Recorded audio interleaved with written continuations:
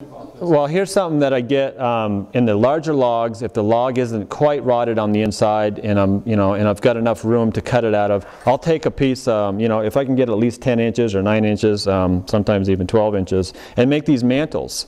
I'll have one straight edge on the back, a nice flat on the top, and then on the bottom I'll leave it either, a couple of them I've sawed off the front, and not have that live edge. But I just leave it natural on the back so you can see, the beauty of the tree, what stood over 100 years ago.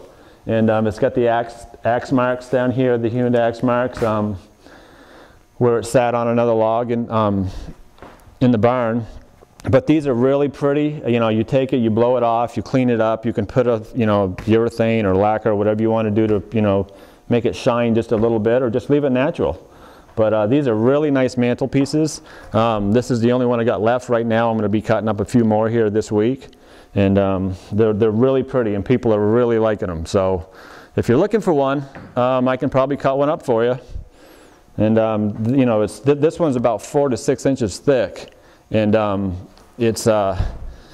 I've made a couple a little bit thicker, but again, the bigger logs are rotting. It's harder and harder to get these bigger mantel pieces out of a piece of chestnut without having to glue a couple together or something, or box it in and make it look like a beam. Is there anything you could show me about the grain down there? Point to it, maybe anything in particular? I mean, the grain is, it's the grain of its, in its own league. Oak, it was similar to this. Oak is just a little bit harder. But when this takes a finish, it looks so much nicer than oak. It looks like, more like an antique wood. It's just a nice tone.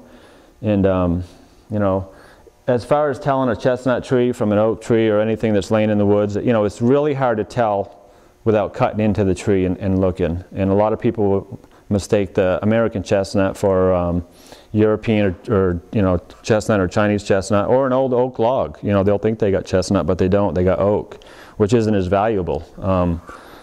But it's a beautiful grain.